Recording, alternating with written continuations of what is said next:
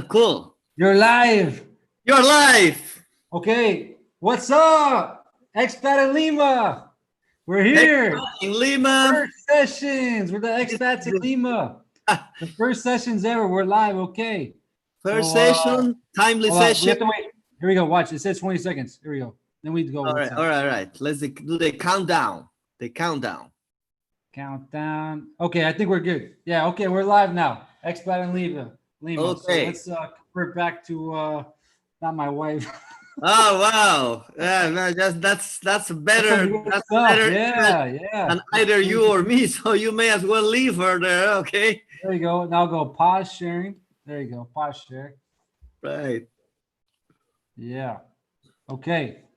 So yeah, man, how are things? Well, just fine. Here we're sort of broadcasting live from That's Lima. right. We're here. Where are we at? Exactly. Where are we at? We're in Lima. We're I'm just. go I'm ahead. fine. Okay, real quick. Let me say something. So expat in Lima, we're June 30th. We're at the last day of our lockdown technically, but we'll probably have the El Presidente have us be another two weeks, maybe a whole month. And this show is gonna be in English, Espanol, Spanglish, whatever, you know. And I go by Expat in Lima, and I have an amazing guest, a great friend, mi hermano. Present yourself, por favor. Yeah, well, ¿cómo estás, Lansen? I'm very glad to be here with you in Expat Lima, which is your baby, and basically it's very exciting, to be kind of in the first, live broadcasting, and it's amazing what technology can do to, unite us, right? And so basically, as you say, it's the end of or is the beginning of the end of the quarantine period here in Peru, here in Lima. I mean, it's been quite a strange thing to be, 100 days in a Lima without traffic, without, noise, without these boisterous crowds everywhere. It was almost unreal, or at least surreal. And at the same time, a lot of things happening out there in the whole world. But I think you picked a great topic here to get started with this fantastic, program. Thank you, and I appreciate it. I think overall, let's just connect and let's do this more often. Whether there's technical difficulties or not, at the end of this, it'll be a good start of many talks to come. What do you think? I think that's fantastic. In fact, this is nothing but a projection of. Actually, I may say this if you don't mind, Lansing, because we've been having with Lansing a lot of talks, and I always found his POV, his point of view, quite interesting and exciting. And at a certain point, you said, why don't we sort of make a whole program and get people around, to hear these points of views of an expat in Lima. And I said, yeah, well, but that's your expat in Lima. And then you told me this thing, which I really still digesting. And you told me, but you are also an expat in Lima. And of course, I never thought of myself an expat in my own country, but I think you are quite right. There is a lot of stuff when you are someone who comes from a place like the USA, or even like me. I'm a Peruvian who has been living in the USA and sharing on that culture for a long time. And that gives you a different perspective, to see such an exciting and multicultural place as Peru. And that, leads us to very important questions that I think are kind of universal for facing the problems that we're facing right now in the whole world. I agree. And just to kind of, as people maybe watch this or don't watch it or whatever, want to kind of give a quick base again. Both myself and Piero, we live in Lima, Peru. We're expats. Piero has amazing experience living abroad. I've lived in the U.S. and now I live here in Lima, and it's such a great cultural experience. And I'll tell you what, I do not regret it, and I recommend any person in the world, especially any North American U.S. citizen to come down here. And I say that very clearly because it's not just casting Americans; it's actually casting North Americans, U.S. citizens. Because guess what? We're all Americans down here too, right? So we have to be somewhat politically correct, but we're going to be politically incorrect and point our views. And it is what it is. But I think it's important that we share the truth from our point of view. And just happy to know you, Piero, for many months, and now the coast, the Mar, and ones that live not so close to the coast.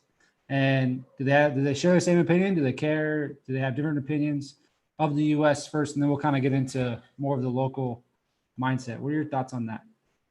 I think USA has got overall a very good image right now in my country, in Peru. To the 1970s, where there was a lot of, U.S. motives and policies in the region were questioned, a natural animosity. And I say natural because you were supposed to be anti-US, anti-Yankee, if you were just, a student and with an open mind here in Latin America. And some of the best minds that are now in the intelligentsia, in the of power, intellectual, drive in Latin America, when they were students, they shared in that feeling. But right now, things is different. I think USA is looked more as a model, a powerful country, and not only an economic model, but a societal model. I have no doubt that are very somewhat different in the. If you go to the Andes, or if you go to the urban areas like Lima, I think if you go to the Andes, the vision of the United States is more like, is the king of the world. Is like the new Inca would be like the president of the United States. That's the new Inca of the whole world. But in Lima, it's more a view of a large, urban, and relatively sophisticated Latin American city. And so here you have more mixed views.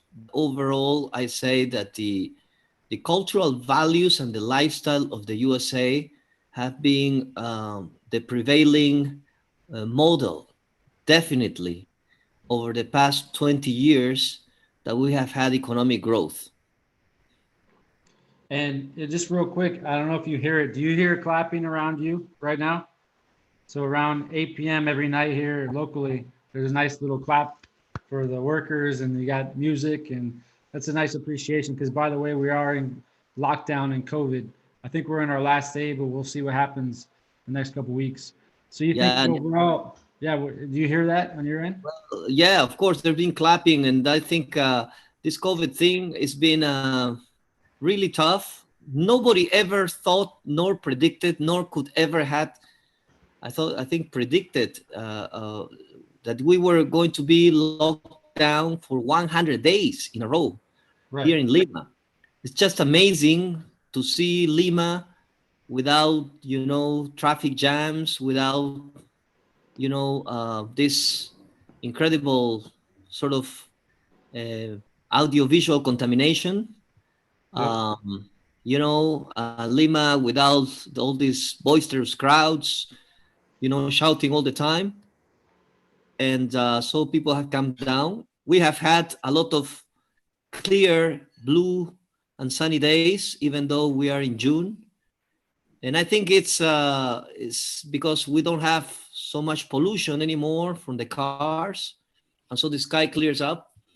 And I remember when I was a kid, there were all these songs about Lima being a garden city, the blue skies of Lima. And I said, well, where are the blue skies in Lima? I never saw them, because when I was born, of course, there was already a lot of pollution. And the pollution, keeps this steady, mantle of foggy sort of, clouds. It's a thick, right. And you know what I mean. And so people get depressed in winters, and that goes to your experience as expat. I think being an expat in Lima can be quite hard, it's not for the weak of mind.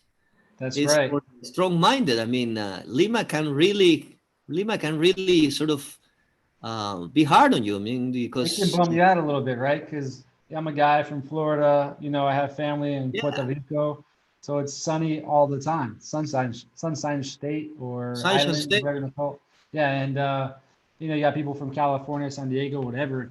So coming here, I have family in California. Coming here, it's what 4, maybe 6 months, where 80% of the time it's gray and dreary and cold. It's like, damn. But you got the beach here. You can go surf, right? So you try to make the best of it, and make what you can out of it, because Lima's got great food, good people for the most part. We'll talk about that a little later. And Sure. you just got to take the good with the bad, right? So I've experienced some Yeah. interesting things living here, but yeah, you're right. Because of the no pollution, no traffic. Yeah, it seemed like we had a longer summer than usual, at least for the Exactly. time I've been here. So yeah. Um, so with that, I think COVID. Everybody's experienced COVID. Everybody knows their own little local COVID experiences. Of course, in Lima here, we're all trying to be very diligent with respect to all the masks and the hats and glasses and gloves or whatever you want to call it. I have my own procedure when I go to Jet or I go to Totus, which is the local supermercado, or the tiendas here. But luckily I haven't had any issue.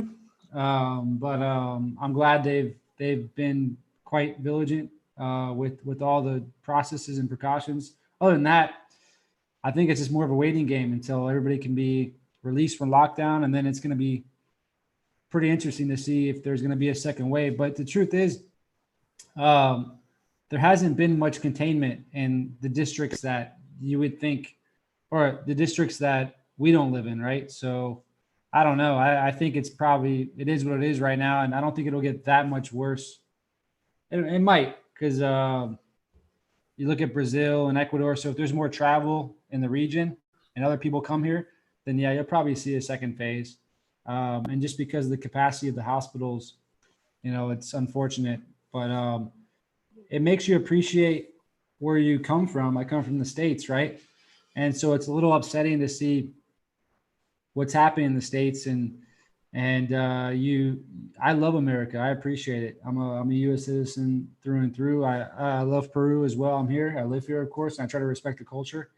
But when you see the craziness that's happening, I understand it from a citizen point of view, and I feel like there should be justice in some areas, but there's also a lot of hate and just nonsense that I don't. If you truly love the country, then you don't care what side you're on, whether you're on the right or the left or Trump or Biden or Hillary, whoever.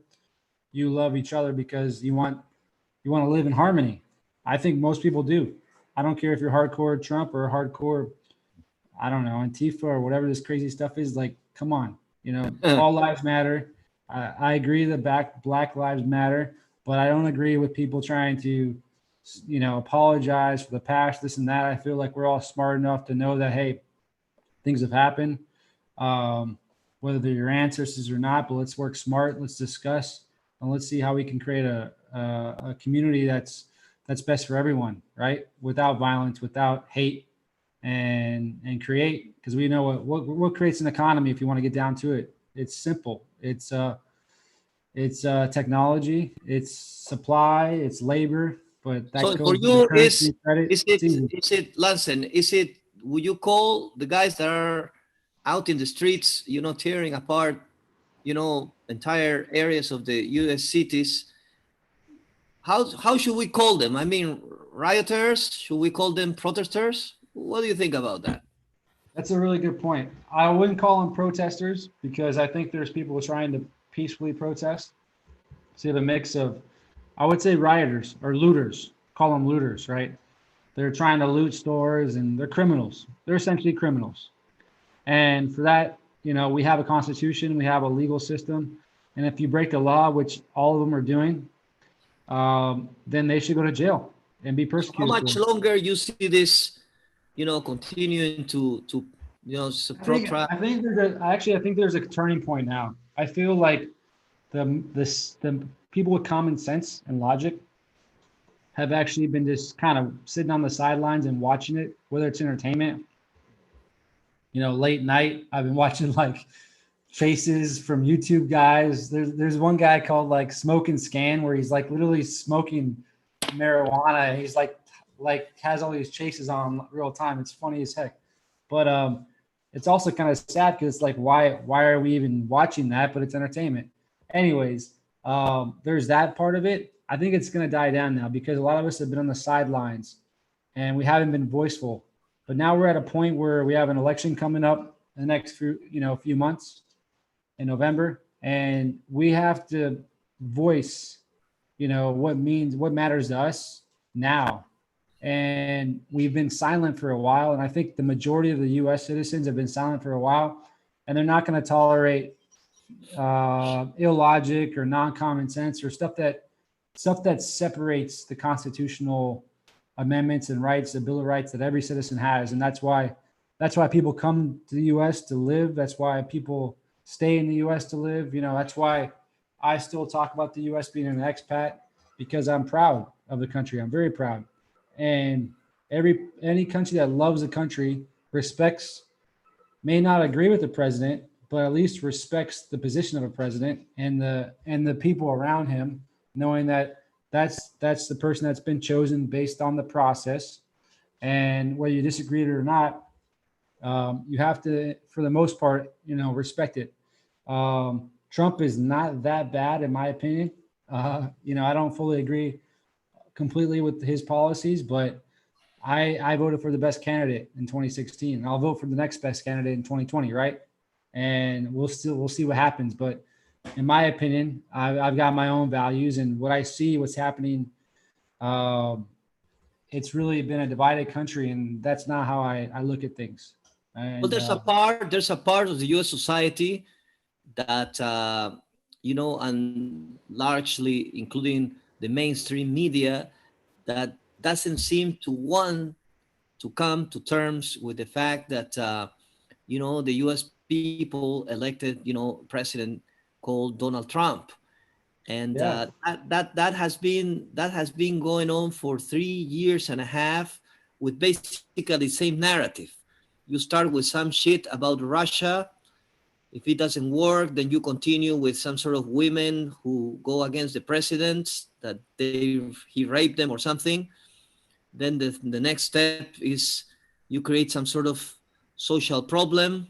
And if that doesn't work, then you start again, with another Russia thing and another, whatever women thing and another sort of convulsion thing.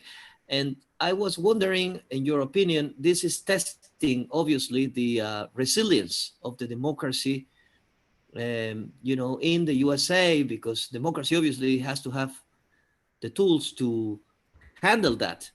But we haven't seen that very effectively being played so far. So what are your thoughts for the future? I mean, is US democracy going to be able to handle that, as you're saying, is one thing to say, well, I can express myself, but then there's a respect that is due to the elected officials and the people who elected them. So how do you see this kind of convulsion playing out over the next, few months? okay. Well, so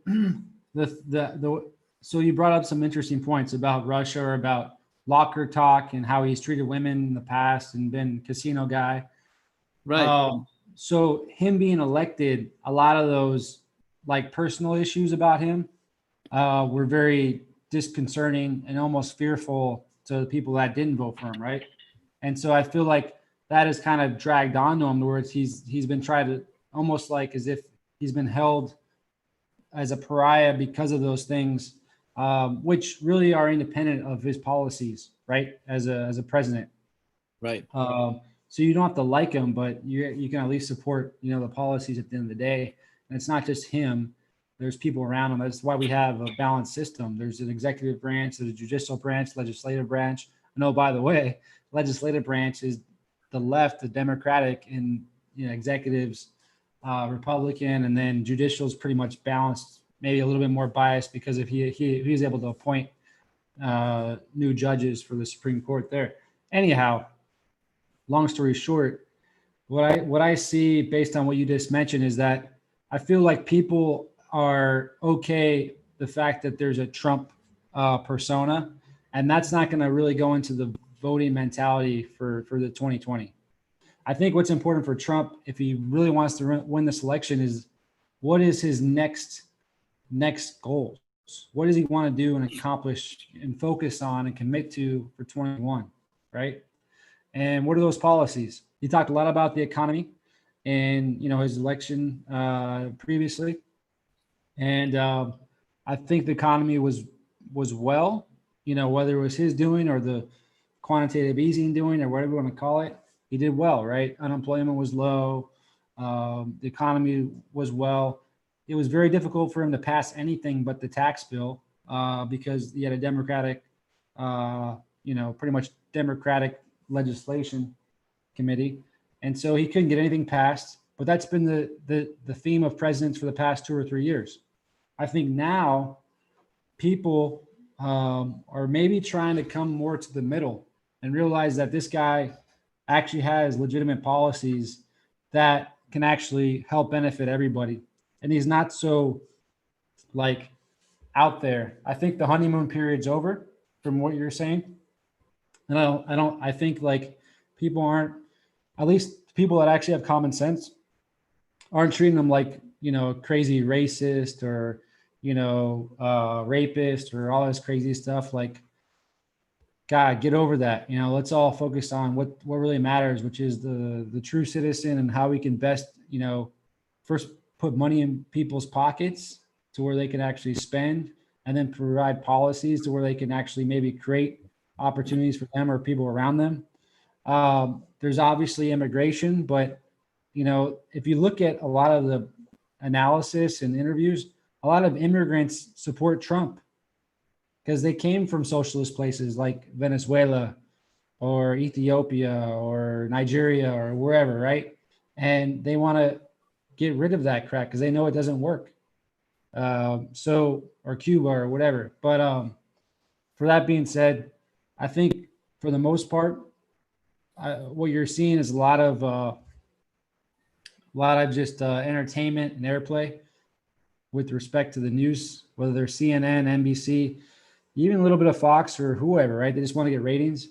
But when you actually go talk to the people, I don't care what color they are, they have more of a logical, stance. They believe in small government. They believe on, being able to defend themselves, bear arms, low taxation, but, have the government be there to take care of them if they can. But know that it can't get too out of hand to where, it's not able to sustain itself. And the truth is that government's always provided low quality, high cost things. Or look at the school system. How the heck have teachers who are growing our youth? They're the next presidents of the United States, but yet they're still way underpaid, whether they're universities or whether, high school or elementary school. Why is that? It's because the fact that it's so many regulations in place to where it costs so much. There was a story about Central Park or someplace where it cost, I think it was like $2 million bathroom in Central Park, where it costs like $400,000 for like a private park. Why? Because they had to go get different unions to go do the contract work. They had to do different regulations, make sure it lasted for reliability for a certain point, whatever it was. But the private park had a way nicer bathroom and, probably it was used more. Who knows? But those are the policies in place that kind of, put pork barrel in the system where at the end of the day, the people who are actually creating value are not getting their value. And that's unfortunate. We need to change that. And whether that's through Trump or whether that's through somebody else, there needs to be more. I think there's no more thought about constituents for citizens. And I feel like that's where we need to go towards is who is actually helping, you know, everyone. I don't care if you're rich or poor or whatever, but let's talk about the citizen and not talk about, you trying to blow yourself up on Twitter and you're already getting paid 170, $180,000 a year being a congresswoman or congressman and talking nonsense. Like stop making a platform for yourself and start making a platform for your constituents, and maybe that'll actually change something. That's my point of view. And I'm more libertarian than anything, but I've voted Republican as of late because it's just been a common sense on my part. So how about in the Peruvian, politics? How do you sort of follow the Peruvian, politics, and what do you think about our political sort of, landscape that Sí, we sí. have here? Yeah, yo hablo español un poco, so it's difícil Ah, para mí aprender diferentes cosas, diferente cultura, diferente idiomas, palabras, oraciones de personas en político, pero me gustaría aprender más plataforma de político porque yo vivo acá, and it's really interesting. Okay, I'm giving you a little bit more of my español and I talk. I'll say that's Spanglish or fantastic. español. Sí, That's gracias. that's good. Pero so it's very important that I connect through communication through español and not just kind of talk the talk. I feel like if you really want to connect with people, you should talk in their language. But I learned a lot through you, man. Like because you were, for the day that I was with you, it was really inspiring to see, really impressive to see the different parties. There's many parties, and in the U.S. there's really like three. There's Republican, Democrats, and Libertarian or Independent. And no one really votes Independent or Libertarian because they don't want to waste their vote on that, and they'd rather just say, okay, well, Trump's more like what I'm thinking, so I'll do Trump, or Hillary's more like that, so I'll do Hillary. And so they try to make sure their vote counts rather than actually vote on what they think it is. I did that actually, so I mean, it is what it is. But in Peru, it's really interesting because even parties that this is just my interpretation because I'm really green. I don't know much to answer your question.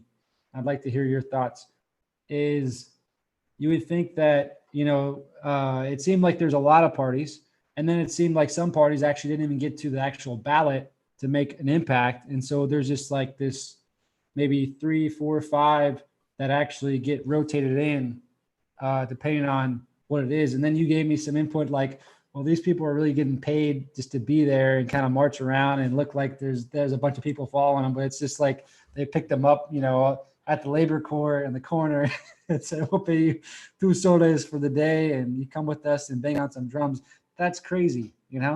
And you think the Black Lives Matter or whatever, Antifa Matter or whoever, Trump Matters, protesters in the U.S. are doing that? I don't think so. To a certain extent, maybe some of them are professional criminals, but I'm going to pause there. Give me 1 second. Let me just Sure, pause sure, 1 second. sure. I'm right back. I want to hear your thoughts on that. Yeah.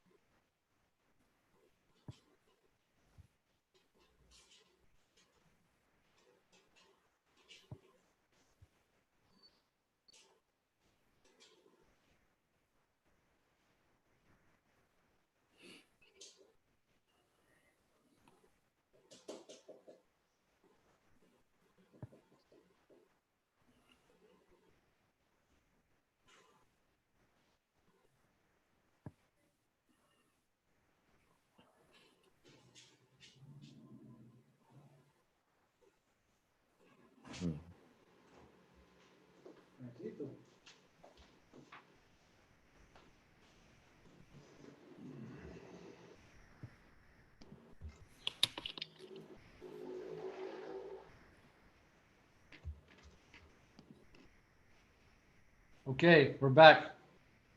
We're back. So you asked me the same question. I want to ask you two questions as well. Tell me what you think about the U.S. in general, your honest opinion, at least from what you're seeing with what's going on over there, but also what you think about um, who your favorite candidate is and what their policy might be, and then let's talk a little bit more about locally about what goes on here, and then maybe if there's some interesting questions that we can come up with to maybe ask local people down here. Well, well, first of all, let me say that I studied in the USA in over the last years of the decade of the 1980s, early 90s. I did a PhD in the Wharton School, and I lived an intense experience in the American society.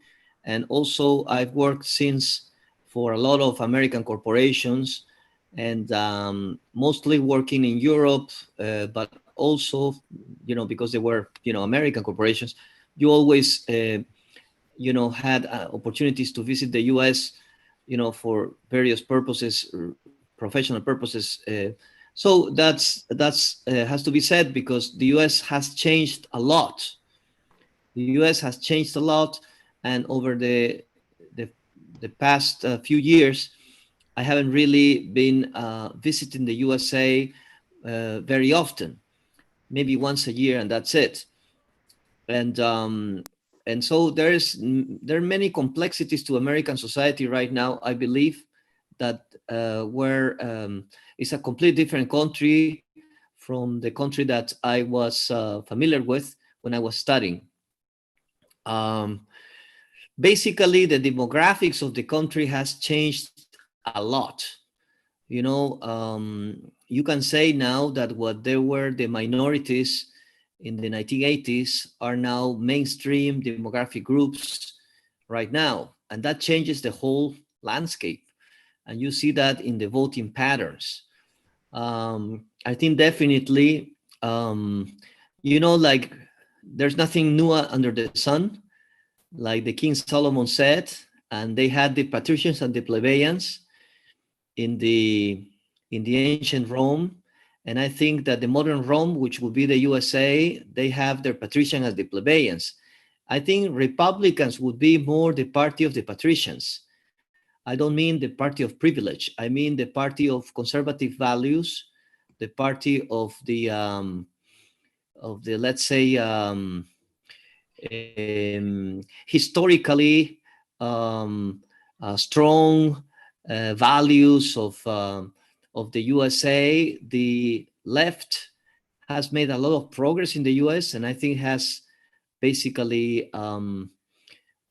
taken the Democratic Party to a new level. I think the voters of the left in the USA, a lot of them have been immigrants, Latinos, what the Romans would call plebeians, right? Right. There's an underclass which is sort of finding cohesion around certain representatives. AOC being a typical example, young, not always articulated, but definitely very vocal and loquacious and gifted speaker. And she is tailoring to that underclass. Piketty predicted that. The economist, the French economist, he warned us 20 years ago that the world was becoming dangerously similar to the ancient Roman society because of inequality. We don't call it plebeians and patricians anymore, but there's a lot of inequalities.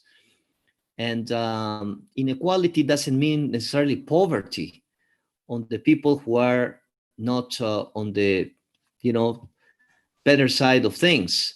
Right. They are not poor necessarily, but it's just that they don't share on the power because it's a power. When you're talking about inequality, it's a power thing. So I think that the United States is on a time of epochal change. I believe that Donald Trump is kind of a movement. I think that if you're libertarian in the US right now, it's probably a good time to be in the USA. Um, I do see that the USA moving more towards libertarian values. In other words, let's get people to make their own decisions, direct democracy.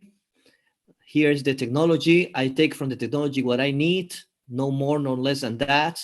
I build my own community and I am in good terms with everybody and I live and let everybody live.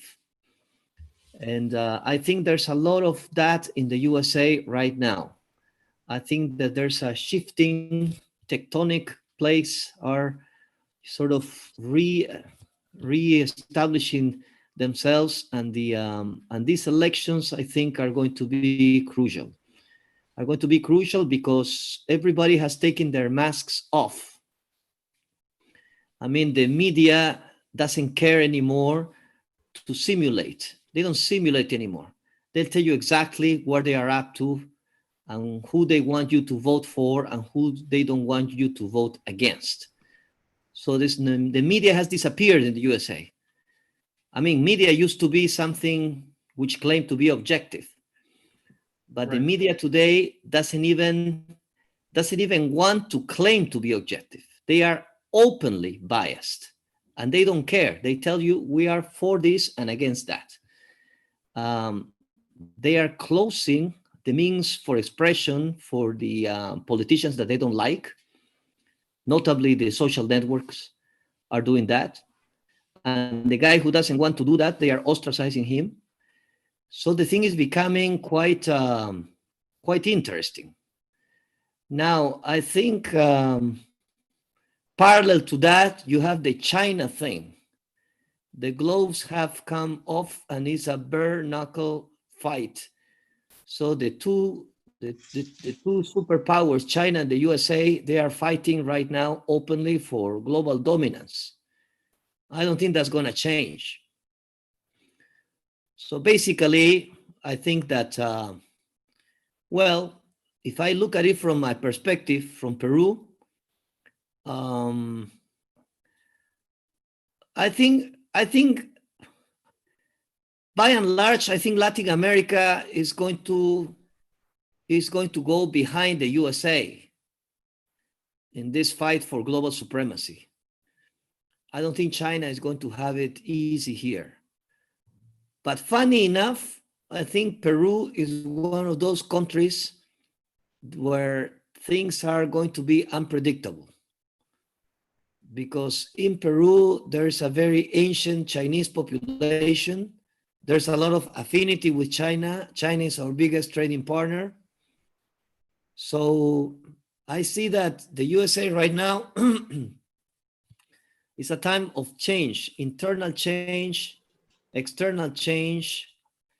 I don't know if we can talk about a decadence of the US.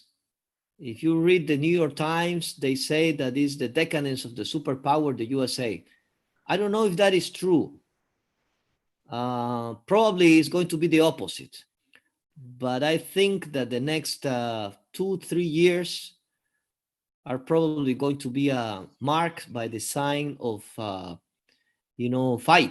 infighting, conflict, because this is not going to, before things come down, I think we're going to see more of what we are seeing right now.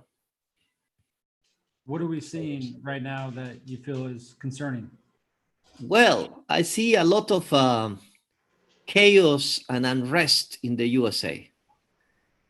And what is troubling me is that I don't see an effort on the authorities. If you think about a city like Seattle, I tell you, I don't believe that a country like Peru is a global standards for law and order at all. I mean, Peru is basically an informal country. But I don't think we would tolerate chas in Lima. You know what I'm saying? Yeah, no. I mean, some wackos Somebody comes in take does like an over actual right there in the city, and they say this is an independent part, that would be obliterated from the face of Lima in just half an hour. And I'm sure the same will happen in Bogota, Santiago de Chile, and I don't know what's going on. So I'm a little bit confused because, you know what I'm saying? So I think people need to maybe sort of air some frustrations, and maybe, in their democratic wisdom, the American people are saying, let those guys have a run, tear up the city a little bit, like, kids, but things can go out of hand. And I am kind of, that's what I see. Then this thing about the Black Lives Matter.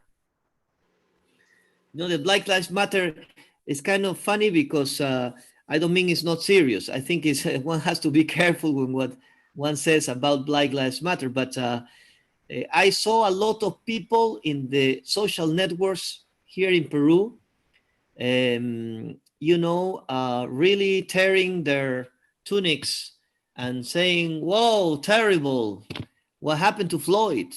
Gee, what happened to Floyd? They killed the guy, and he was saying, I can't breathe. How can they kill the guy like that? Those bastard cops."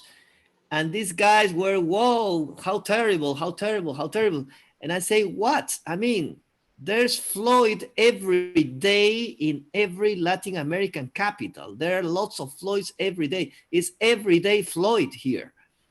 Black lives have never mattered much in Latin America, except for certain countries where the Black population is basically overwhelmingly majority. For example, Haiti or Cuba, or even certain areas of Brazil, certain areas of Venezuela, Dominican Republic, Puerto Rico. In those places, there has been a tradition of Black people in all echelons of society. But Right. think about Peru. I mean, you have to really think hard to find one Black Peruvian man or Afro-Peruvian, whatever you want to call him, besides football, right? Soccer.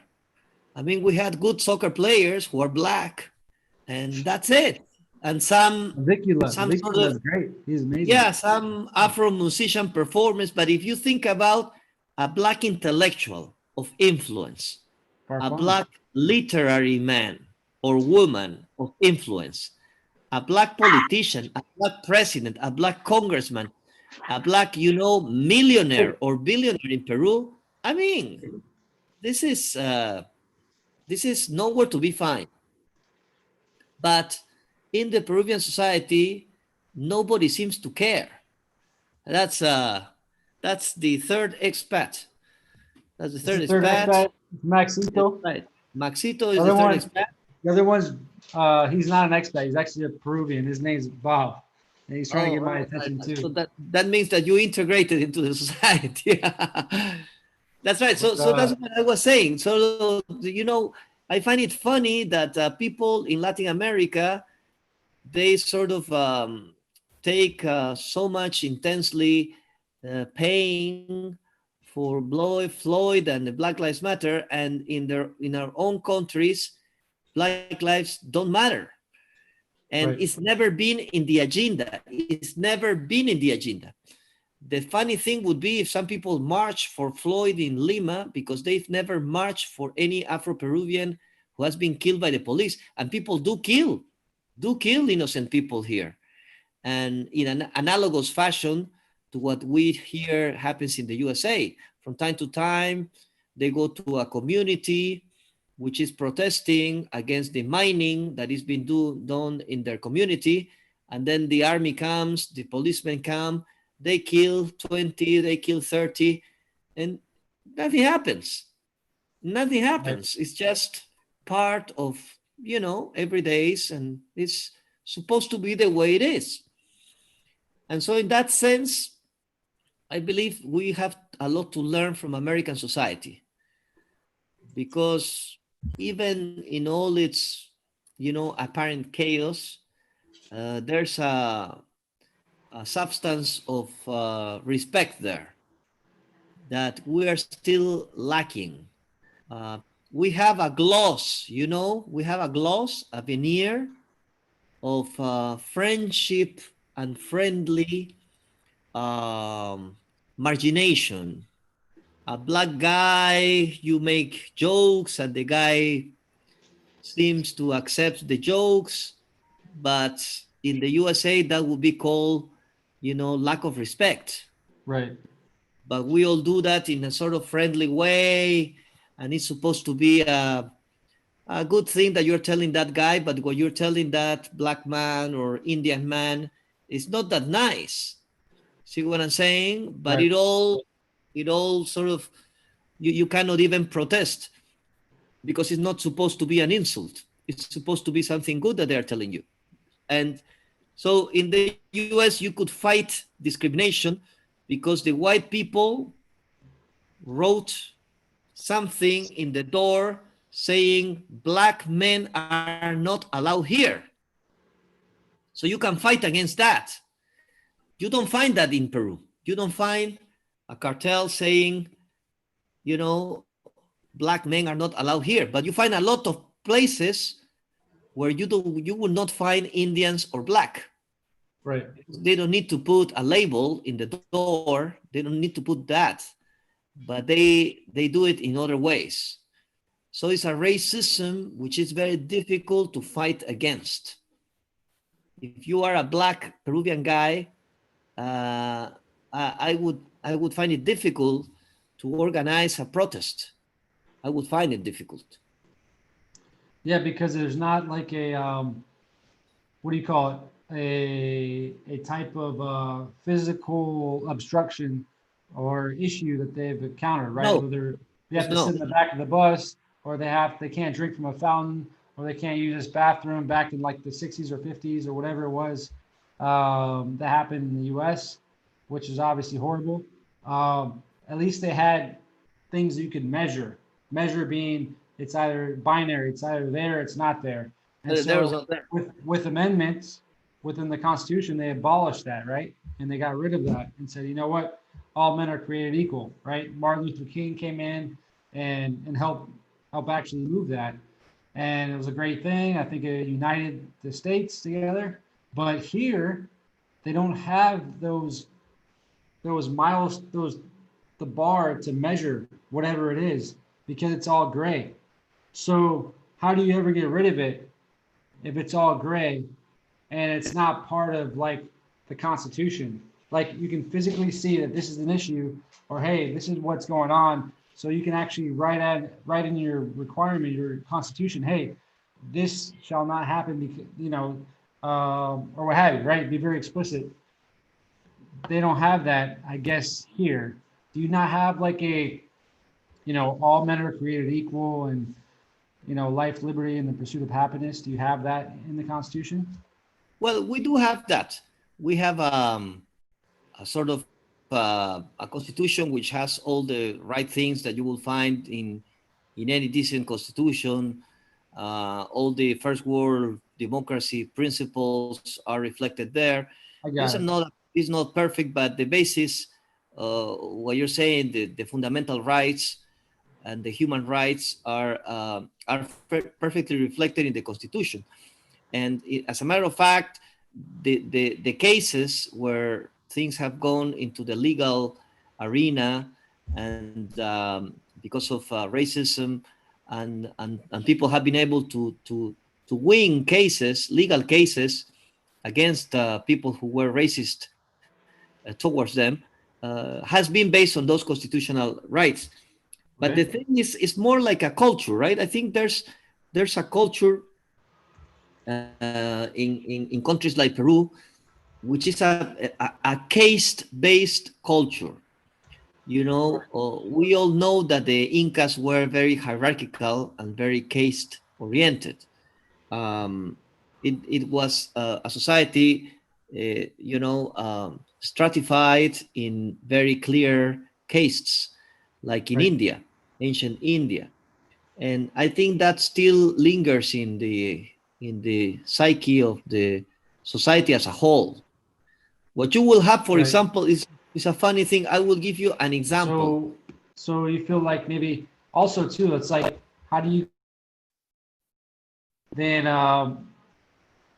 it's not really being enforced or talked about, or it's not an issue. So therefore, It's it's not an hard to issue. ever see it go away. Yeah, Yeah, it's it's not like an issue part in of the sense, a norm. exactly, in the sense that it's accepted. For Right. example, nobody will talk about Quechua being a language here. They would also Okay. call Quechua a dialect. Okay. Now, that's a funny thing because Quechua is a very ancient language with literature.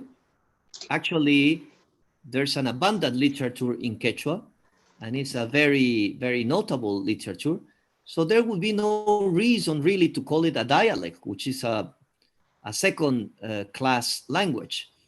A language with no literature is called a dialect. A language without many means of expression in the complex society would we call a dialect.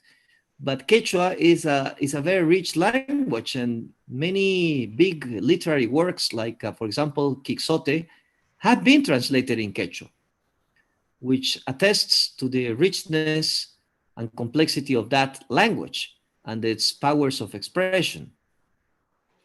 Now, the funny thing is that 5 or 4 years ago, there's this Cusco woman who presented her doctoral thesis in the University San Antonio Abad of Cusco. This is a Cusco university. And she wrote her thesis in Quechua language. And she was rejected. And certainly the jury was not made of gringos. They were Cusco people with local faces and local last names. And they said that Quechua was not supposed to be a scientific language. Can you believe this? So this woman, who's actually descended from the Incas, she went to a Spanish university. She went to a Spanish university, and the Spanish university accepted her thesis in Quechua. Not only that, but they accepted that she presents her thesis in Quechua, and they had translators, so the jury could hear, and she was approved. So isn't that amazing that a Spanish university from Europe, a first world country, accepts a doctoral thesis written in Quechua by a Cusco woman and makes her a doctor, and her Cusco alma mater rejects her, and does not reject the thesis because it's good or bad. It rejects it because it's written in Quechua, in Why is Cusco. that?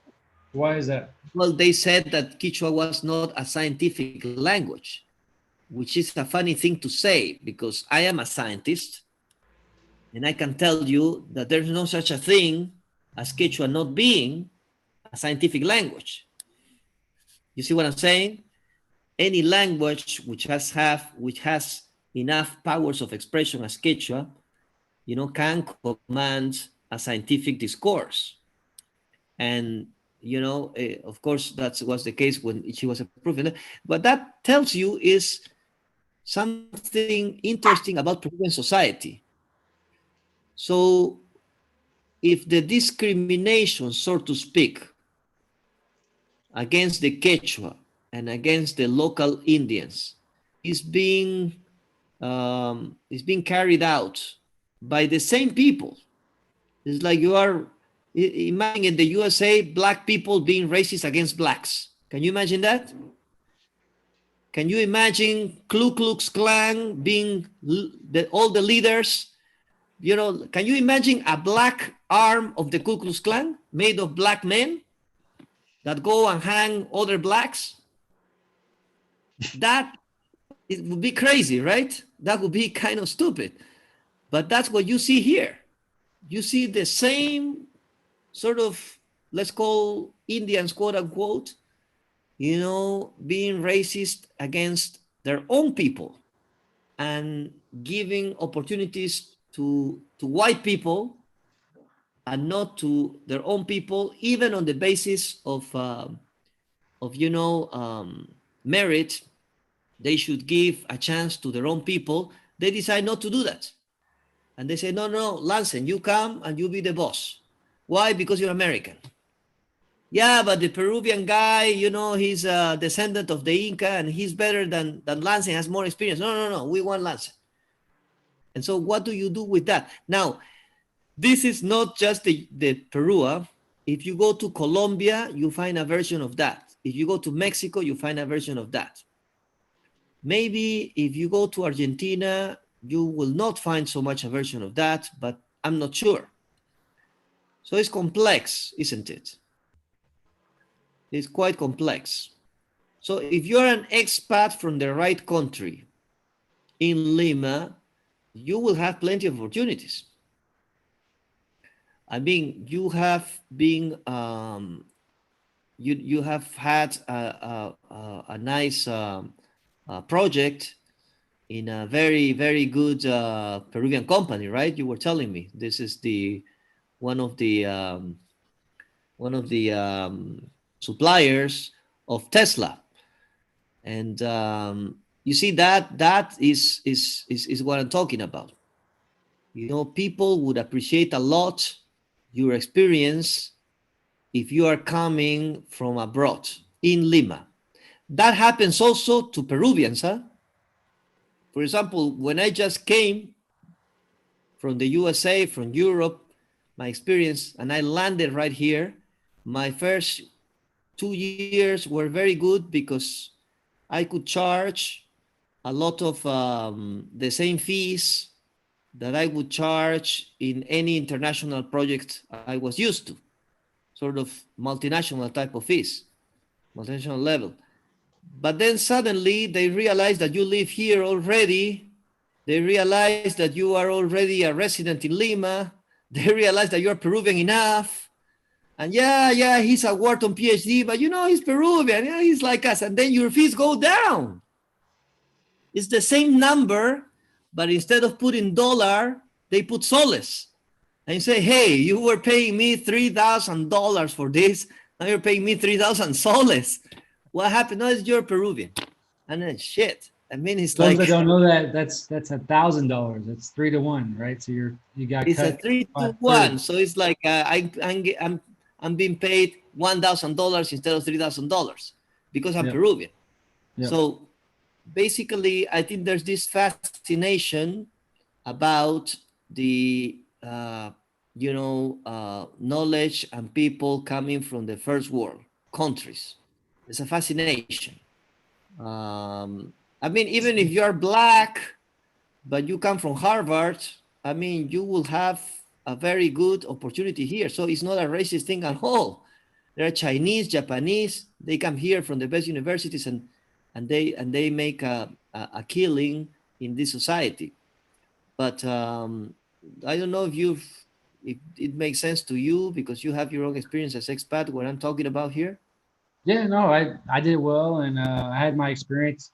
I would say it's hard to see it be sustainable with the company though, because um, for different matters, but overall, I see that. But I also see a different side where it's very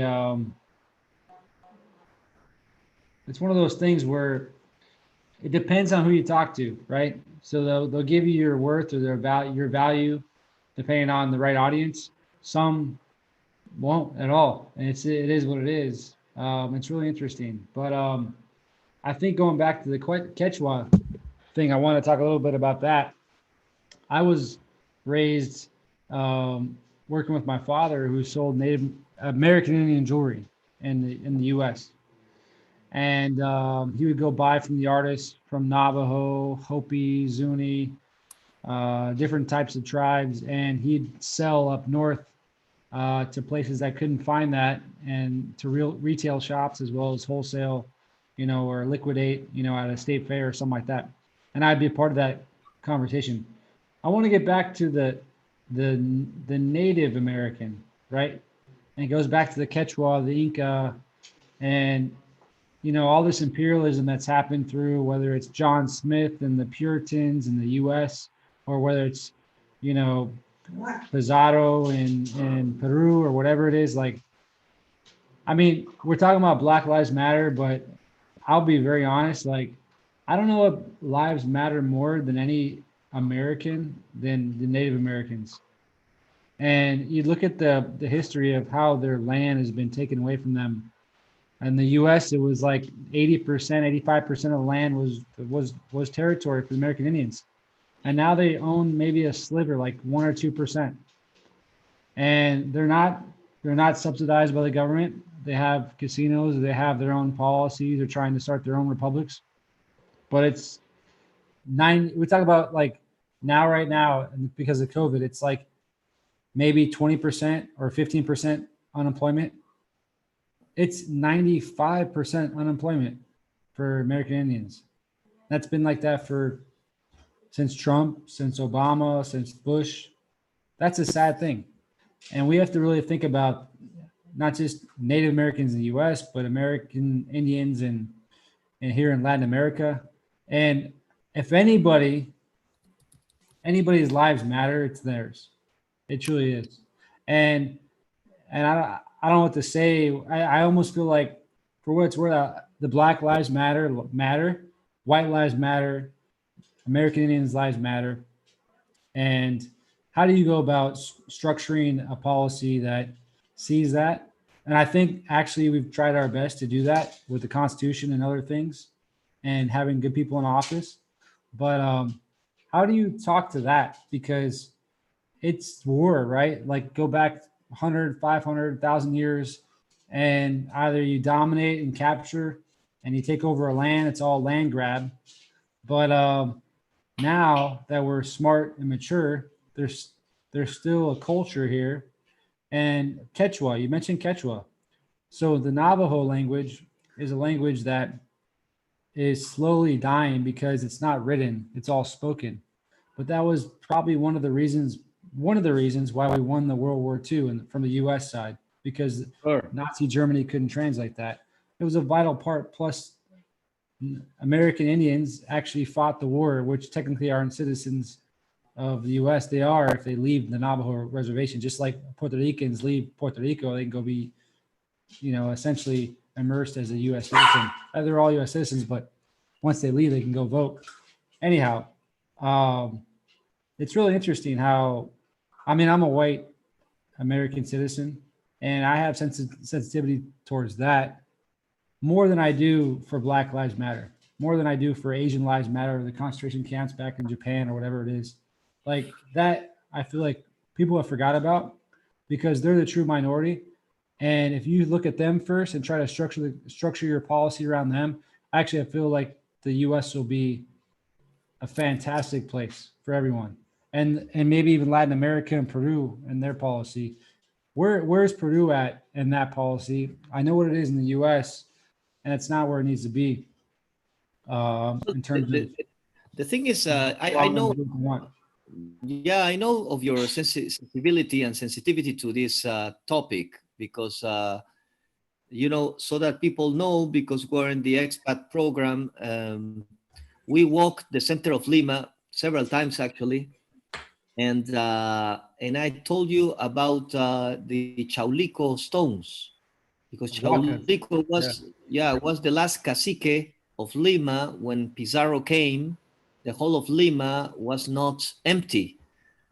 It was the seat of Chaulico, the cacique, and he had a pyramid built in where is now standing the Palace of Government of Lima. But no, not many people know that.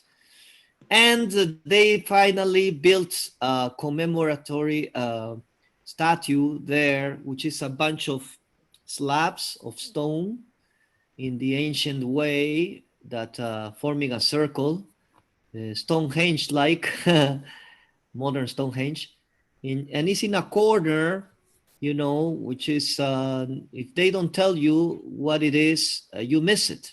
It's near the central square. So that's Chaulico. And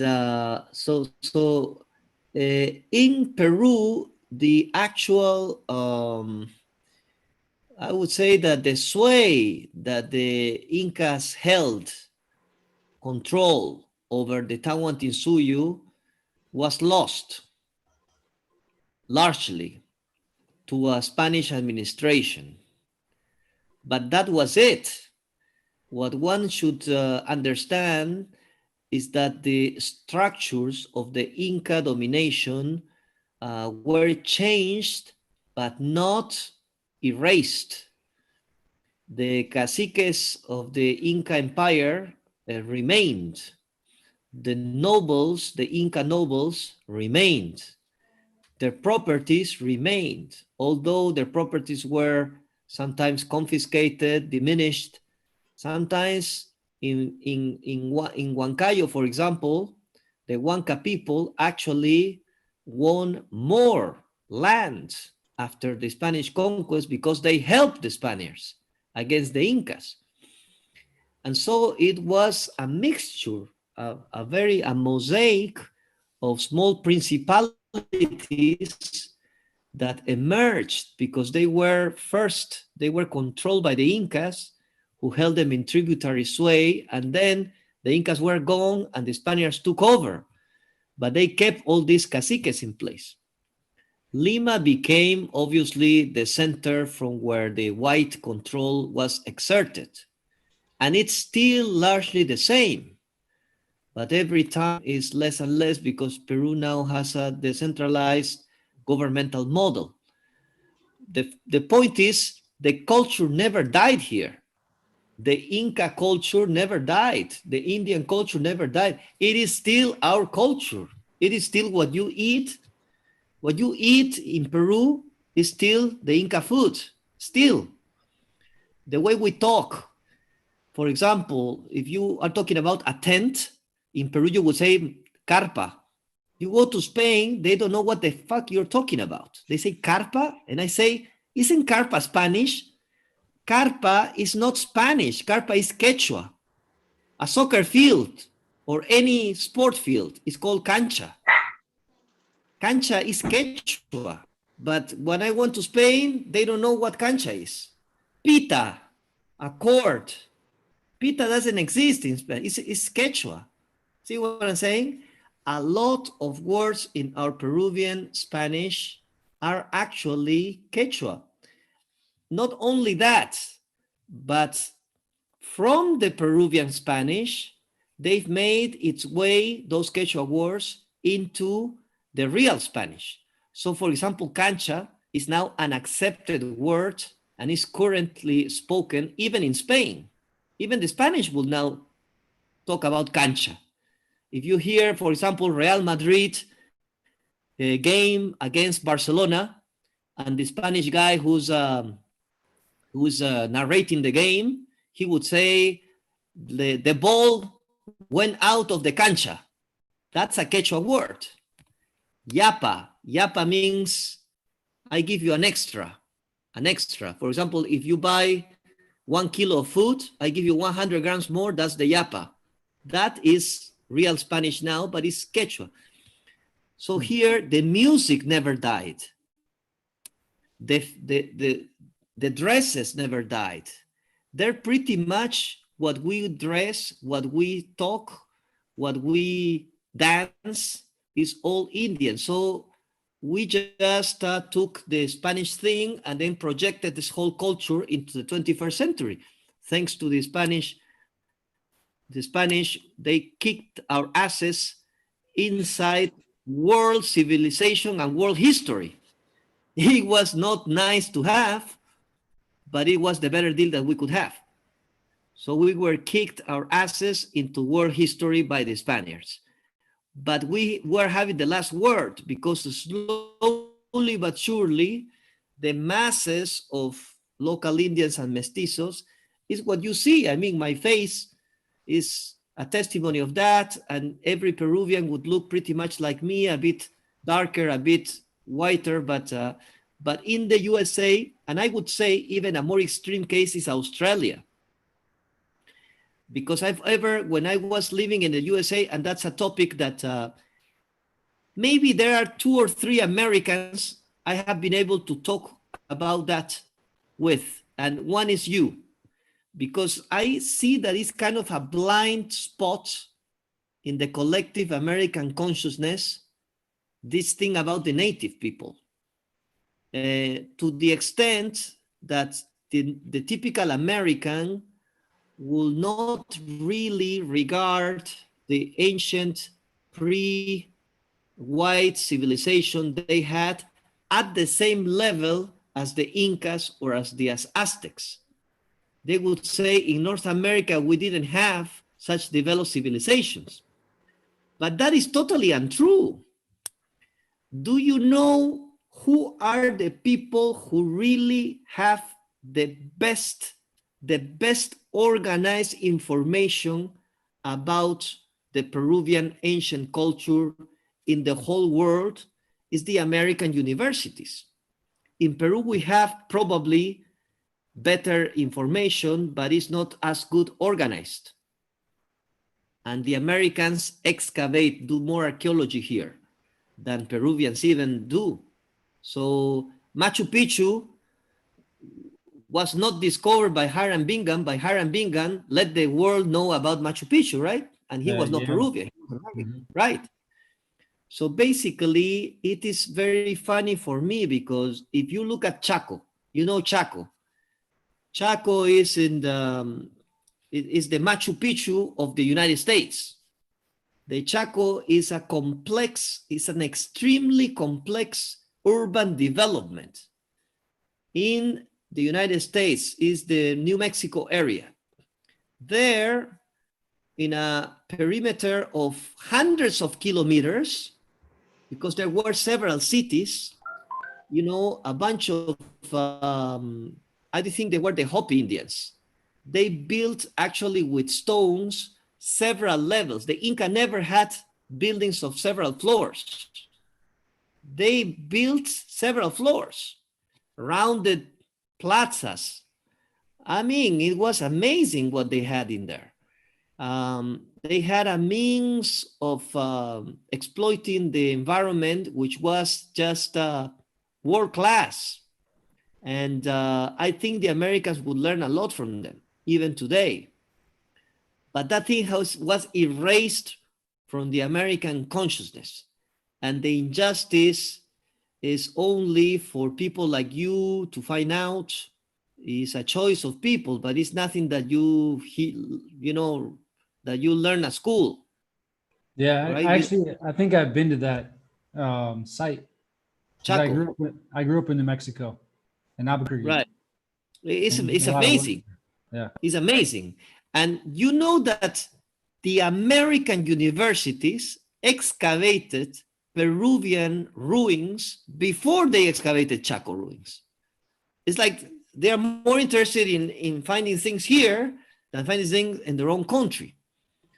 But you know, so what they did, moving the population from one side to the other, the killings of the soul, because that was not only a physical elimination, but because you can recover from that. But what you cannot recover from that is when they kill the soul of a people, meaning they kill the culture, and they are slowly doing that. And that's, I mean, somebody like you should really take, you know, that cause, because I think it's a worthy cause. Because, you know, people, I'm convinced that the collectives also need atonement. And I think the American society as a whole to atone for what happened there. Judgment without, you know, judgment.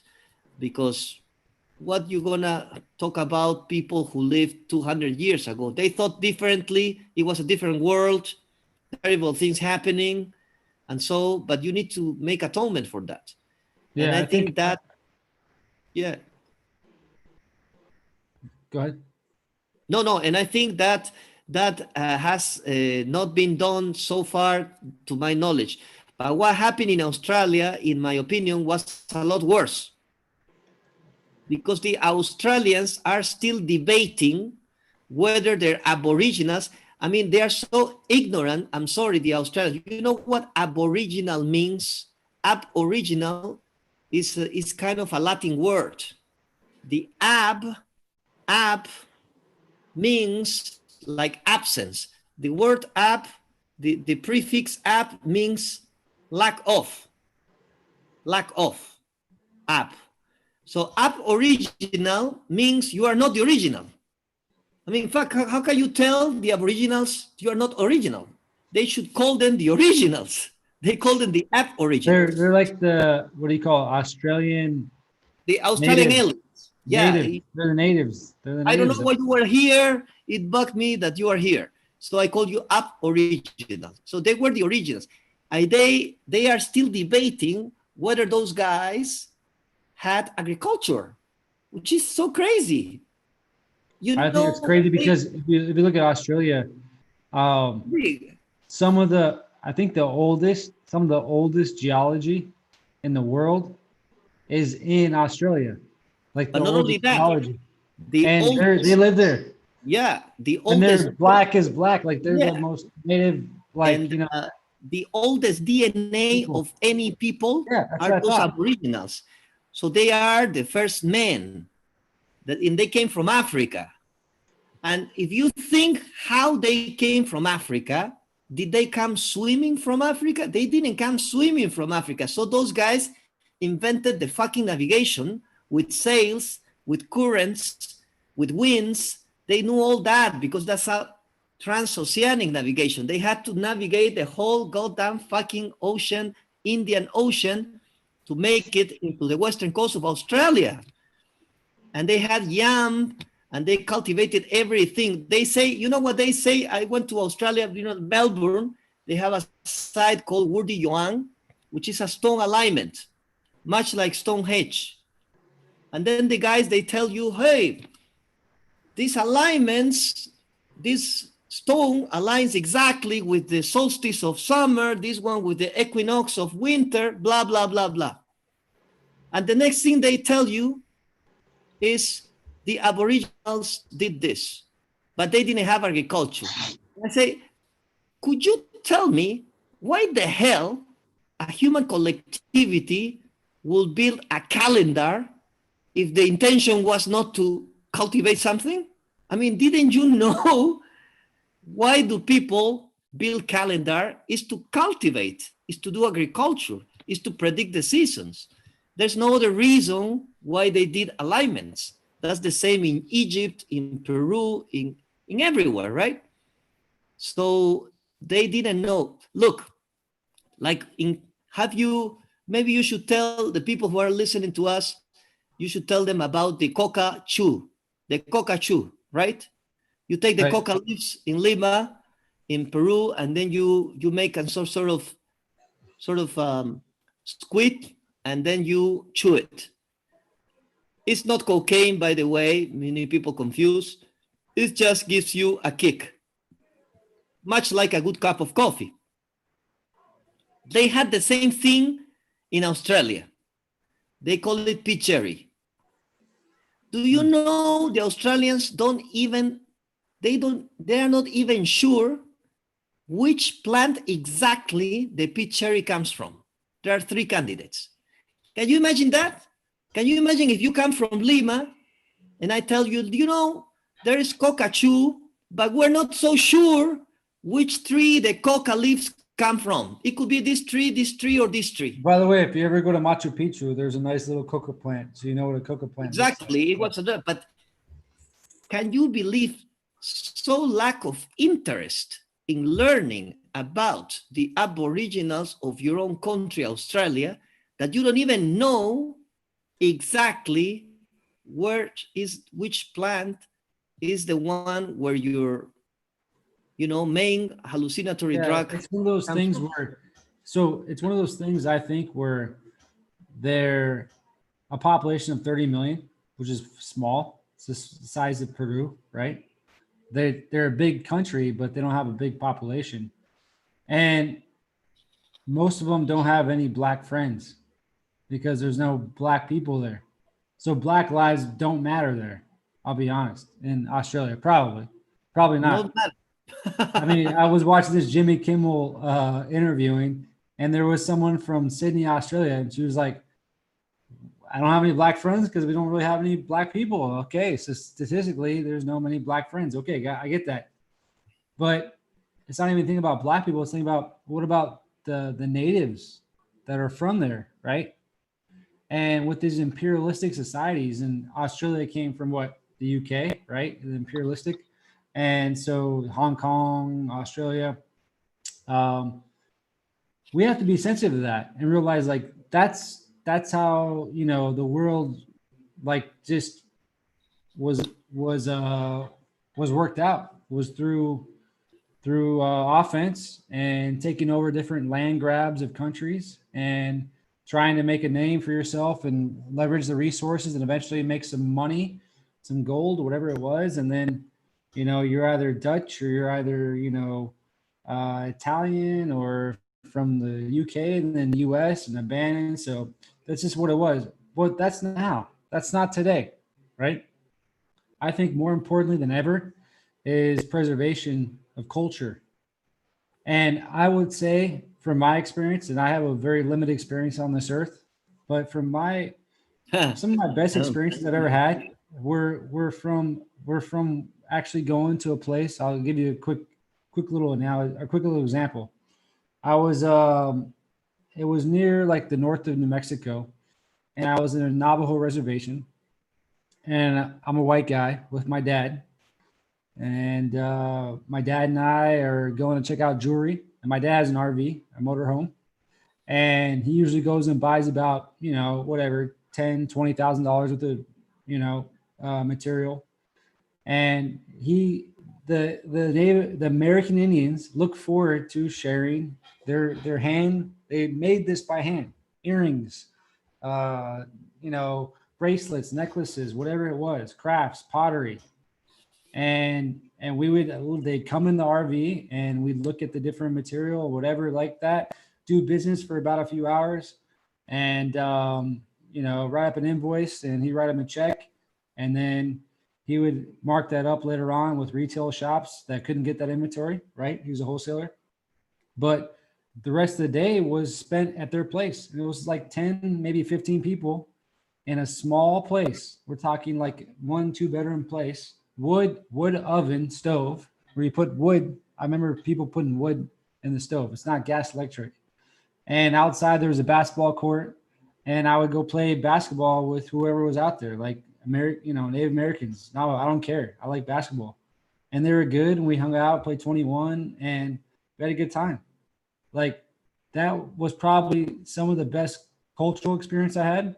But more importantly, it was culture. Like I haven't met any. I have a Puerto Rican wife she's a Taino from Puerto Rico, right? And they've been, Sure. their own imperialistic system with the Spaniards in the U.S. or whatever. And before that, uh, and I haven't met any culture that was so much more true to their roots than American Indians. Like, I don't care who you met. Like I met, whether it was from this tribe, this tribe, this tribe, they knew all about their tribe. They knew all about their language. And guess what? They were the most polite and educated, and they spoke not only their language, but English. And they spoke very confidently and very proud and very mindfully. They weren't yelling at you like they're Antifa or left or right or whatever. Like they weren't trying to make it, like they weren't trying to force an opinion on you. They're just being themselves. They're the most humble people I've ever met in my life. So I will take you up on that. I would love to help out, not just United States American Indians, but how about South American Indians, And how about Incans and Aztecs and Mayans and like the true American Indians? And I'm a gringo, but not to say that I'm apologetic, because I'm not. I want to have like inclusion in the system and try to maybe propagate that culture, just like any other culture that immigrates to the U.S. or to the South America or North America. They need to survive, and it's not about atonement and payback and here's reparations and affirmative whatever. I don't agree with any of that because I never got that, and I'm a white guy that went from a humble place, like people need to create their own capitalistic, whatever you want to call it, future. But I do feel like there's some preservation and some inclusion that needs to happen. And if anybody has an argument that should go protest, it's them. That's my point of view. And I'd be happy to support them. I support Black Lives or whatever, but man, do I support them more than anybody else because they deserve it. So I don't know what the solution is. I don't know how my involvement would be, but I think it's important to maybe try to steer my purpose to that in some light going forward. I agree with that for sure. Thanks for bringing that up. The thing is to create job opportunities for them. I think you mentioned that they were 95% unemployed, and what has been very successful, for example, is when we develop here, as you very well know because you've been living here for some time now, that in Cusco, they developed a touristic hub. But then the touristic hub was developed around the fascination that foreigners feel when they see that, what you call it, this rooted, native people with their land that you mentioned. You have that in Cusco. So they will tell you about the spirits of their mountains and about the Hapagñan, the Inca pathway to, and about their gods and costumes. And so, reviving their own infrastructure, ancient, and creating a touristic sort of world-class activity becomes one and the same. And for example, right now there is a project which is called the Hapagñan, the Great Inca Highway, which was the biggest and most impressive architectural highway in the whole ancient world, far beyond what the Romans did in their own country. This is a well-paved road that stretches from northern Argentina all the way up to basically the center of Colombia. And it goes through system 5-6 South American countries. They cross every single ecological, system in the world, because they go from very high mountains full of snow, they cross deserts, jungle, Machu Picchu, everything. Now, the North American Indians, that they had something similar. That there was active trade between the North American Indians and the South American Indians. There was the discovery in Peru recently, Americans did that actually, from National Geographic. They discovered a mummy. Now, what was interesting about this mummy is that it was smoked in tobacco. The whole goddamn mummy was smoked in tobacco. It was dehydrated, smoked in tobacco. Tobacco comes from Cuba. They put some resin, some wax from some insect in the whole body of the mummy that comes from North America. Some balsam made of trees and insects coming from North America. They make the nuclear exams. Every atom of it was examined. I mean, these guys were trading on very expensive commodities because this embalmed guy was a rich man. He was the Bill Gates of his little village. And when he died, they imported very expensive stuff for him to be embalmed. What that demonstrates is that there was active trade from Chaco all the way to the Patagonia. Not only that, but you have things, for example, that that New Zealand is full of Quechua words. There are a lot of places with Quechua words in New Zealand. A lot of cities called Waitaha, Waitara. You know that Waitara is the typical name you give to a valley full of wildflowers. Waita is a wildflower. They call the sweet potato yam in New Zealand with the same name that we call it in Quechua, which is kumar. You show them a sweet potato to a New Zealand guy and he says kumar or kumara. And that's the same thing here. Mm. And so it is clear that the navigational abilities of the ancient Indians of North and South America far exceeded what modern historians and ethnographers have been willing to concede. But the evidence, the evidence now is mounting. They found a quipu in Mangareva Island. It just so happens that Mangareva is right in the circuit of the current. I don't know if it's called the trade winds. It's the trade winds that go from Galapagos Island, from Manta, Ecuador to Galapagos, and from Galapagos exactly to Mangareva. That's the current. It brings you there after 90 days of navigation. You can put your surfboard, put a little thing, and you just relax. You don't need to do anything. The wind and the current goes in the same direction. It's about 40 nautical miles per hour. So it's about 60 to 70 kilometers per hour. And you go, boom, Mangareva is there, 60, 70, 80 days max. They found a quipu. Now, what the hell is a quipu doing made of cotton in Mangareva? Oh, the ethnographer says maybe it's contamination of the site. I mean, do you think some guy was so crazy that got a quipu from Peru, went to Mangareva and buried it? It's crazy. So I think when you think about doing something with the North American Indians, one should be able to do that, to revive the ancient trade links. And let's do the trail, from Chaco to somewhere else, which is an ancient trail. And I think those people would find their identity again, because that's exactly what happened here in Peru. Is when the people have been bringing tourists to the ancient sites that they had the opportunity to restore them to perfection and to offer them to the whole world. Give me 1 second, but think about that. How do you make the business opportunity? Because I said 95%, which is true.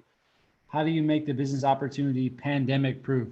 And tourism, I don't think is the right solution for pandemic proof, like COVID, right? I think it's a solution, which could be fine, but think of something else that could be an ability to monetize, create jobs, and have some sustainable, ongoing. Well, I think people like you. Yeah, sure.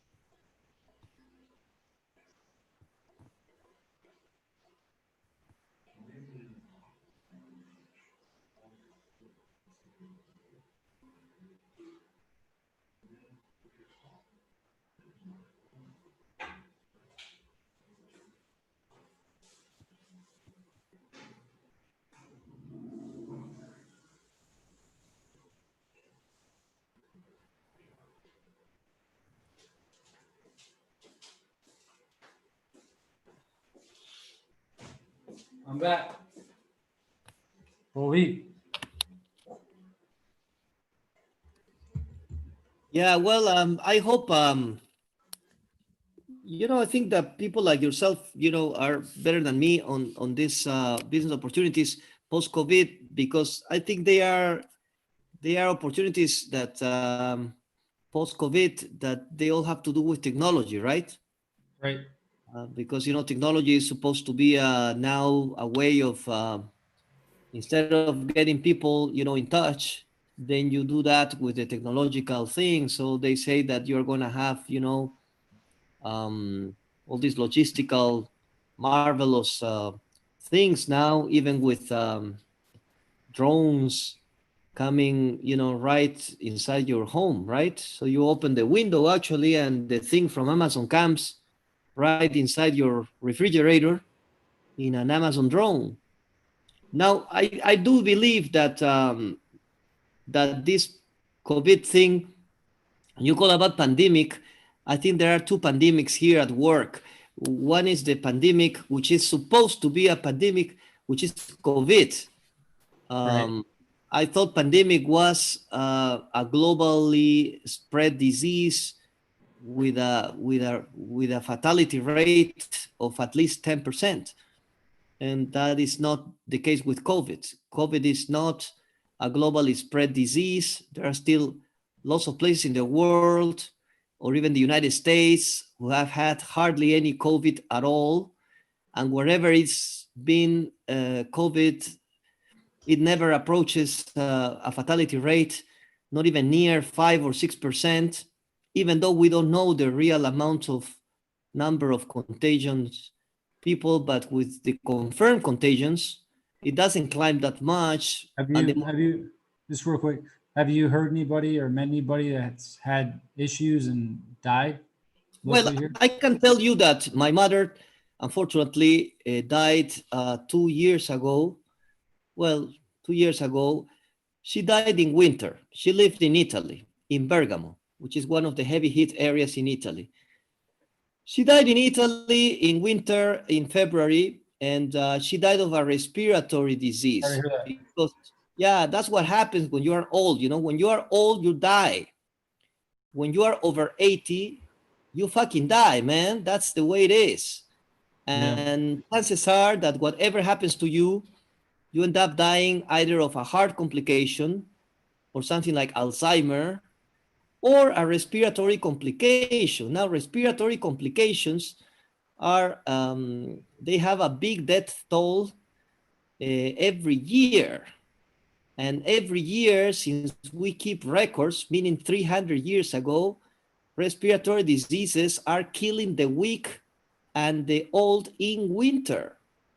And I don't know why the hell people are talking about COVID like it was the first fucking virus that appeared in the history of mankind that is killing people. I mean, even with all this media hype, they are telling us horrible things. And, there's been 10 million contagions in the whole world after 7 months. 10 million in the whole world. That's nothing. I mean, that only in the United States this year, there has been 40 million contagions of common cold. And how many people have died? How many? Out of those 10 million, I mean, 1 million people have died out of COVID, 2 million people all over the world. And so I think the real pandemia here is the pandemia of fear. Fear. There's a pandemic fear. People are going out there with stupid masks. I still don't know why I should wear a mask. I still don't know. I don't know. I only have a PhD, an MA, and an MBA at the Wharton School. But with all those studies, I cannot understand why I should wear a mask in Peru. Why? To get contagious, to get the virus, that I get the virus. What can happen to me if I get the virus? I mean, 80% of the people who carry the virus, nothing happens to them.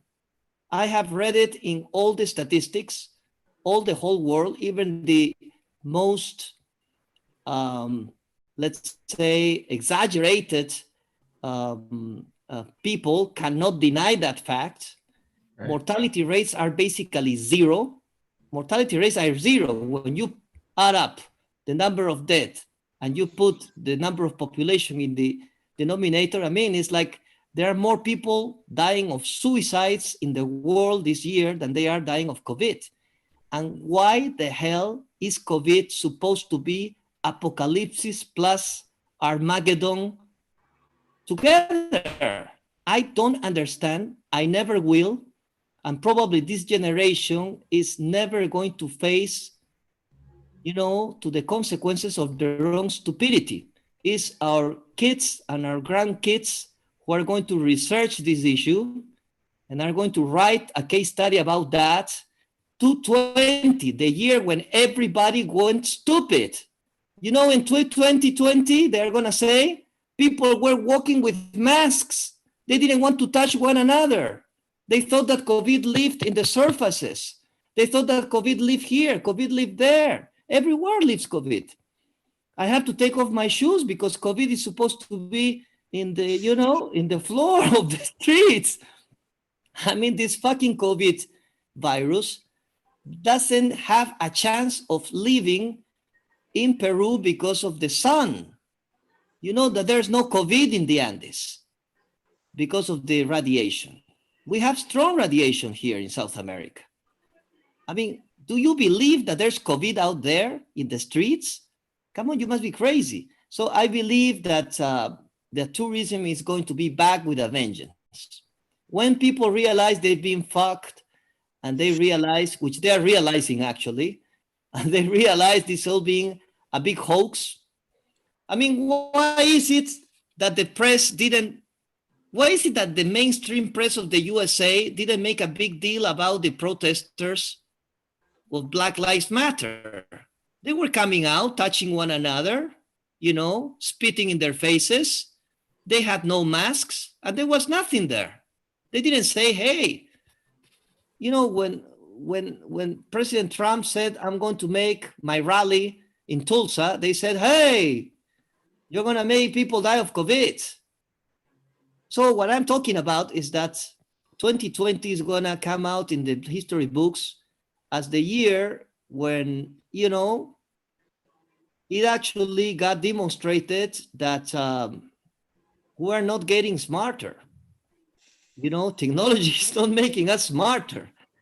Technology, if you read the media every day and the Facebook is the case study, is the ABC, is the 101 case book of, critical thinking.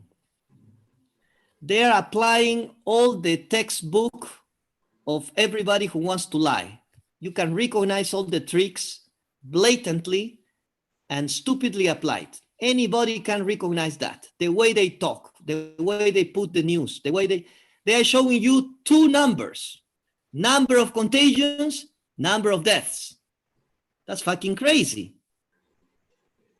They tell you, hey, 6% of the people are dying. Why don't they tell you 94% of the people who are contagious, survive? 94%, 95%. What happened in Italy?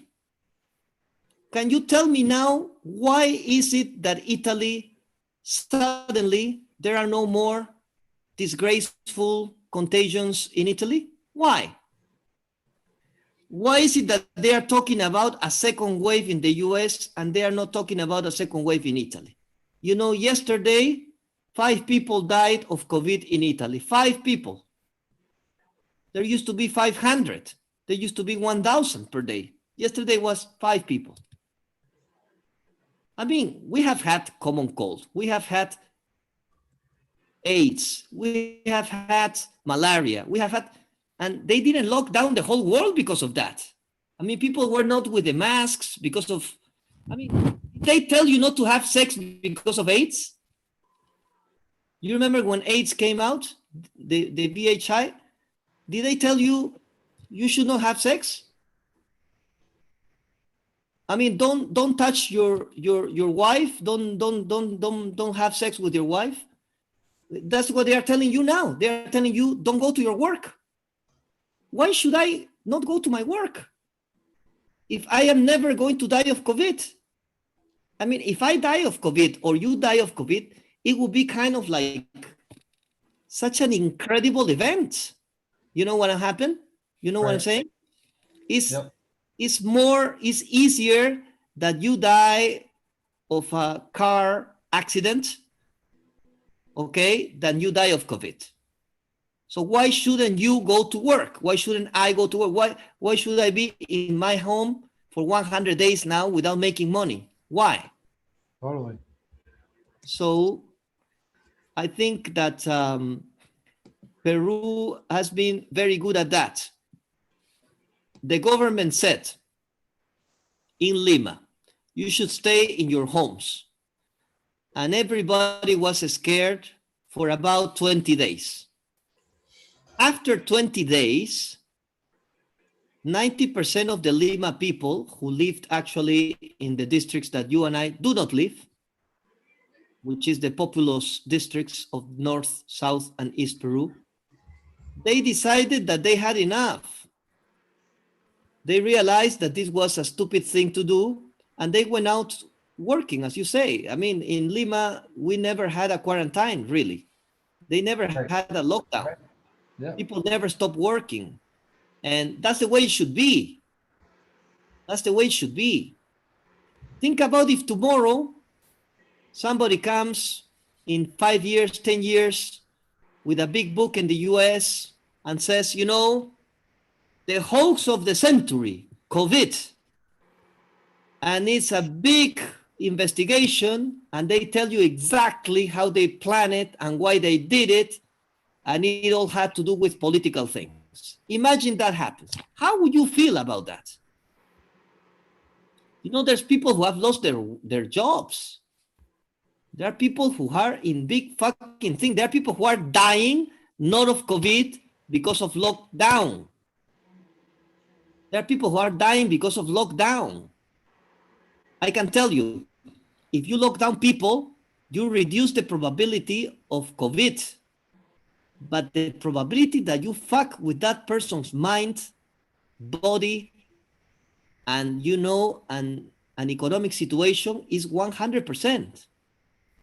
To protect this guy from a small probability of something happening to him, which is basically zero probability, very close to zero, you are actually putting his job on the line with a probability of 99.9%.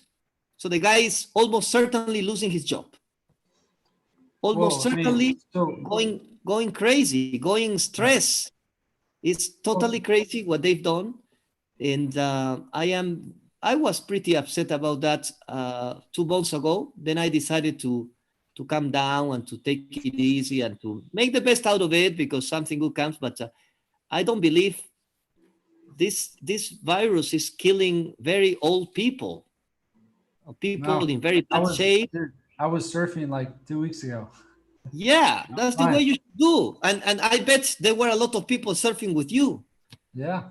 Yeah, in Lima, people said, fuck you, there's nothing here. COVID is nothing. The only reason why I stopped surfing was I have like an agreement with mi suegro where I told him not to leave his house just out of safety. He's like 70 something, late 60s, 70s. I said, and then he came back to me, he said, well, you can't leave until lockdown's over. I was like, okay, I'll do that. No, sure. My word. Yeah. I mean, but now lockdown's done. I'm going to go surf. You can do it. But rules are the rules. And even if you don't agree with the rules, you have to somehow, you know, go with the rules. I mean, I've been locked down here.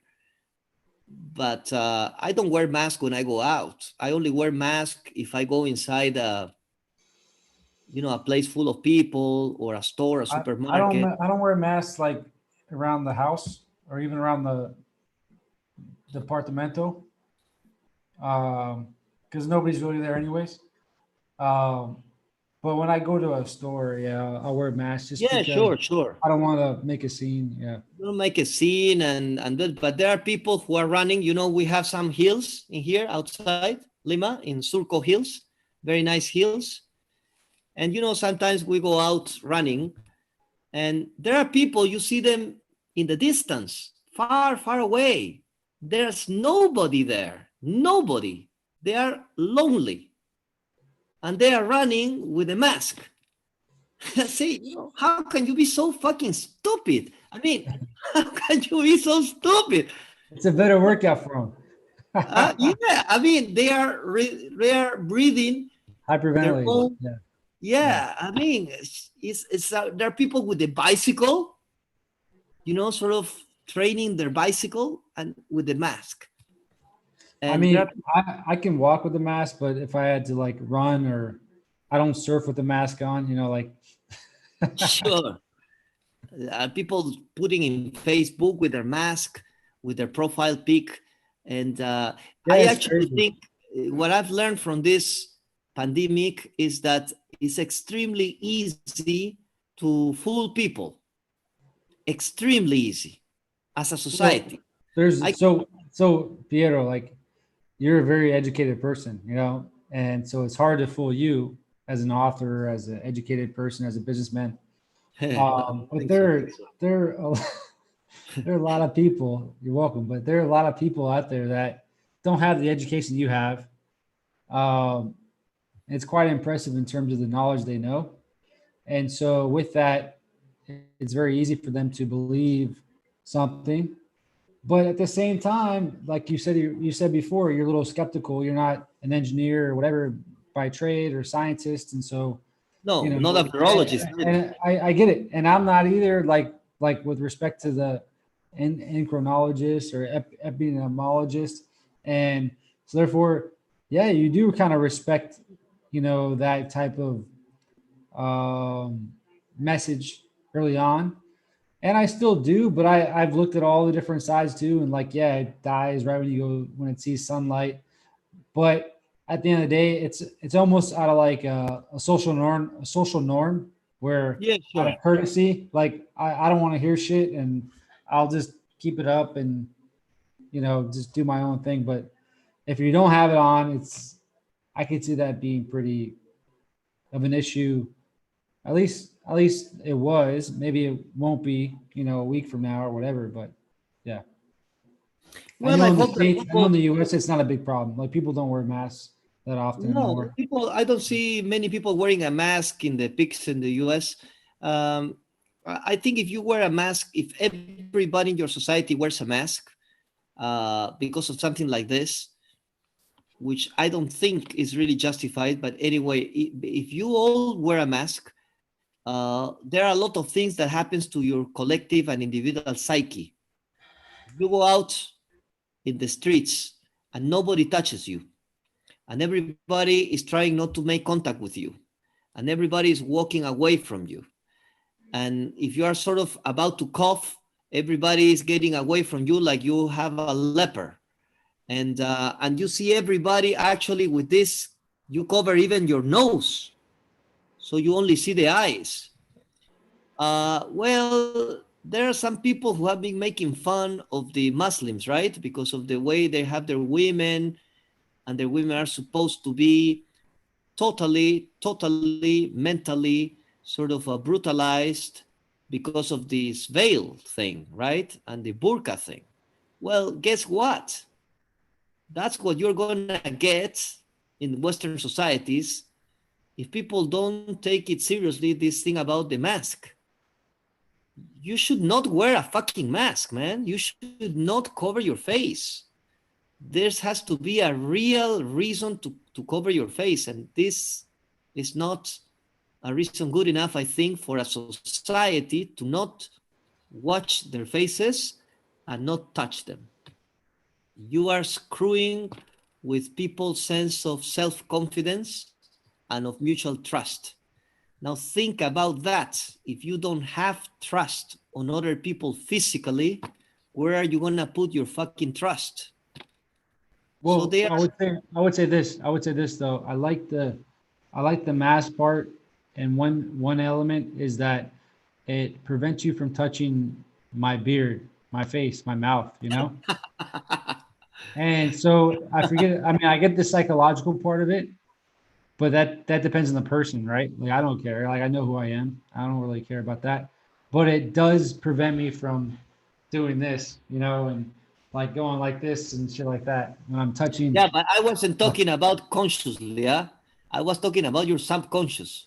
I know you're saying Your subconsciously. subconscious Yeah, is getting a message, which is a terrible message, which yeah, is yeah, yeah. distrust your fellow human being. And if you distrust your fellow human being, who are you going to trust? Because you have to trust somebody, right? Maybe you're going to trust your little screen. You're going to trust your iPhone. You're going to trust the person who you're ordering through the web. And Yeah. so it's all very kind of interesting to see how this whole thing evolves. But let's be serious, man. If we were talking even in January, early January this year, you I still don't know anybody of my friends who predicted this. I still don't know. Nobody of my friends. It's never happened to me before. All the crises, the big crisis of the world, I always had one or two friends who told me beforehand, hey, Piero, this may happen. Ah, shit, this may happen. But here, nobody I met in January or in December. I have friends in many countries. Nobody told me, Piero, careful, this may happen. Nobody expected this. And yet there were a lot of people saying that this will happen in the US. Bill Gates made a very big speech in TED, which has been seen many times. It's become viral. Mr. Fauci, actually, in 2017, he wrote a paper saying in the next 2-3 years, expect a global pandemic to happen. I mean, he predicted COVID. It was there. It's amazing. And we all missed it. See, I am teaching right now this course about how to predict, right? In management. And this is a humbling experience, man. It's a fucking humbling experience. These guys told you this is going to happen and you missed it. It's almost like a gray swan, you know? Like they kind of knew, but you Yeah. didn't. Yeah. Yeah. Well, I think it's a good time to let's wrap it up on the first talk show of Yeah, Expat sure. Lima, man.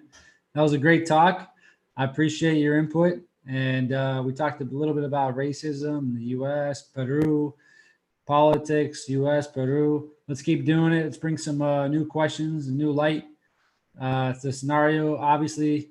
Hopefully, it saves. If it doesn't, we'll figure it out for the next time. And hey, man, it was a pleasure talking to you. Nonetheless, it's been great. It's been too long for us to catch up. So hopefully, we'll hit the surf. You come hang out and Yeah, sure. Su casa very soon. Yeah, likewise, Lensen. It's great to see you again, and we'll see you next time. All right, Peter.